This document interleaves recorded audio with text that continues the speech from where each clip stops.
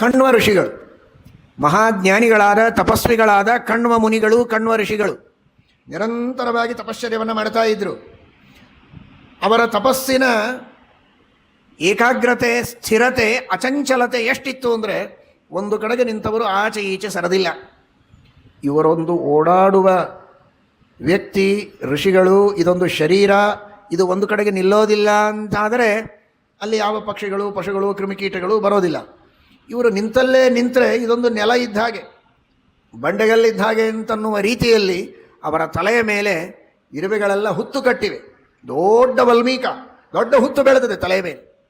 ಹುತ್ತು ಬೆಳೆದು ಬೆಳೆದು ಬೆಳೆದು ಆ ಮಣ್ಣಿನೊಳಗೆ ದೊಡ್ಡದಾದ ಬಿದಿರಿನ ಗಿಡಗಳು ಬೆಳೆದಿವೆ. ಅವರಿಗೆ ಎಚ್ಚರನೇ ಇಲ್ಲ, ತಪಸ್ಸು ಮಾಡ್ತಾ ಇದ್ದಾರೆ. ಹಾಗೆ ತಲೆಯ ಮೇಲೆ ಹುತ್ತು ಬೆಳೆಯಿತು, ಹುತ್ತಿನ ಮೇಲೆ ಬಿದಿರಿನ ಗಿಡ ಬೆಳೆಯಿತು. ಬ್ರಹ್ಮದೇವರು ಬಂದರು, ಕಣ್ವ ಋಷಿಗಳೇ, ತಪಸ್ಸು ಮಾಡ್ತಾ ಇದ್ದೀರಲ್ಲ, ನಿಮಗೇನು ಬೇಕೋ ವರ ಕೇಳಿ, ವರ ಕೊಡ್ತೇವೆ ಅಂತ.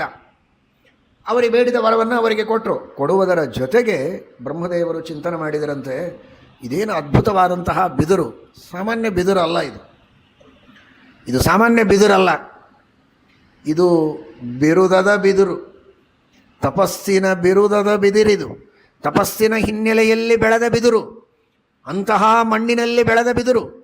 ಇವರು ಒಂದೊಂದು ದಿನ ತಪಸ್ಸು ಮಾಡಿದಂತೆ ಒಂದೊಂದು ಕಾಳು ಮಣ್ಣು ಹಾಕಿ ಹಾಕಿ ಹಾಕಿ ಹುತ್ತಾಗಿದೆ.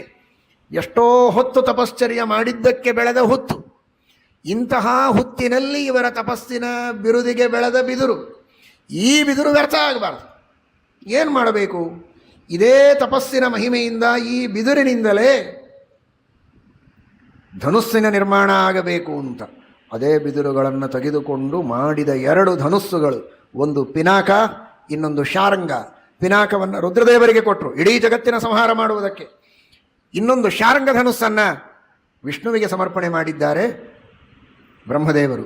ಸ್ವಲ್ಪ ಬಿದಿರು ಉಳಿಯಿತು, ಉಳಿದದ್ದನ್ನೇ ಗಾಂಡೀವ ಧನುಸ್ಸನ್ನು ಮಾಡಿದ್ದಾರೆ. ಹೀಗೆ 3 ಧನುಸ್ಸುಗಳ ನಿರ್ಮಾಣ ಆ ಕಣ್ವ ಋಷಿಗಳ ತಲೆಯ ಮೇಲೆ ಬೆಳೆದ ಬಿದುರಿನಿಂದ ಮಾಡಿದ್ದು.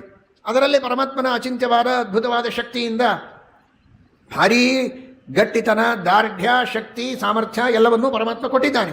ಸರಸ್ವತಿ ಅದಕ್ಕೆ ಅಭಿಮಾನಿನಿಯಾಗಿಯೂ ಶಾರಂಗದಲ್ಲಿ ಬಂದಿದ್ದಾಳೆ. ಆದರೆ ಮೂಲ ಅದು ಆ ತಪಸ್ಸಿನ ಒಂದು ಬಿದುರಿನಿಂದ ಆದದ್ದು. ಆ ಬಿದುರನ್ನು ತೆಗೆದುಕೊಂಡು ಬಗ್ಗಿಸಿ ಧನುಸ್ಸು ಮಾಡುವುದಕ್ಕೆ ವಿಶ್ವಕರ್ಮನಿಗೆ ಪರಮಾತ್ಮ ಹೇಳ್ತಾನೆ. ಅಂತಹ ಧನುಸ್ಸನ್ನೇ ತೆಗೆದುಕೊಂಡು ದೇವರು ಬೇಕಾದಷ್ಟು ಅಸುರರ, ರಾಕ್ಷಸರ ಸಂಹಾರವನ್ನು ಮಾಡಿದ್ದಾನೆ ಮೂಲ ರೂಪದಲ್ಲಿ.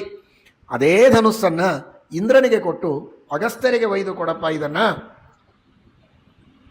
ಆ ಅಗಸ್ತ್ಯರು ಇದನ್ನು ಪೂಜೆ ಮಾಡ್ತಾ ಇರಲಿ, ರಾಮಾವತಾರದಲ್ಲಿ ಅವರಿಂದ ನಾನು ಇಸಿದುಕೊಳ್ತೇನೆ, ಅಷ್ಟು ದಿವಸ ಅದನ್ನು ಪೂಜೆ ಮಾಡಿದರೂ ಅವರಿಗೆ ಒಂದು ದೊಡ್ಡದಾದ ಭಾಗ್ಯ ಇರುತ್ತೆ ಅಂತ. ಆ ರೀತಿ ಆ ಧನುಸ್ಸು ಹಾಗೂ 2 ಬತ್ತಳಿಕೆಗಳು, ಭಾರೀ ಅಕ್ಷಯವಾದ ಬತ್ತಳಿಕೆ. ಅರ್ಜುನನ ಬತ್ತಳಿಕೆ ಅಕ್ಷಯ ಆದಮೇಲೆ ರಾಮನ ಬತ್ತಳಿಕೆ ಕೇಳಬೇಕಾ? ಅಕ್ಷಯವಾದ, ಕಡಿಮೆ ಆಗದ, ಕರಗದ ಬಾಣಗಳಿಂದ ತುಂಬಿದ ಅಕ್ಷಯವಾದಂತಹ ಬತ್ತಳಿಕೆ. ಆ ಬತ್ತಳಿಕೆಯಲ್ಲಿರುವ ಬಾಣಗಳು ಅಂದರೆ ಬೇರೆ ಯಾರಲ್ಲ, ವಾಯುದೇವರದೇ ಅದು. ಆ ವಾಯುದೇವರೇ ಬಾಣಗಳ ರೂಪದಲ್ಲಿ ಅಲ್ಲಿದ್ದು ರಾಮನ ಸೇವೆಯನ್ನು ಮಾಡ್ತಾರೆ. ಆದ್ದರಿಂದ ಅಂತಹ ಬತ್ತಳಿಕೆಗಳಿಂದ ಕೂಡಿದ, ಬಾಣಗಳಿಂದ ಕೂಡಿದ 2 ಬತ್ತಳಿಕೆಗಳು, ಇವುಗಳೆಲ್ಲವನ್ನು ಪರಮಾತ್ಮ ಅಗಸ್ತ್ಯರಿಂದ ಪಡೆದುಕೊಂಡಿದ್ದಾನೆ.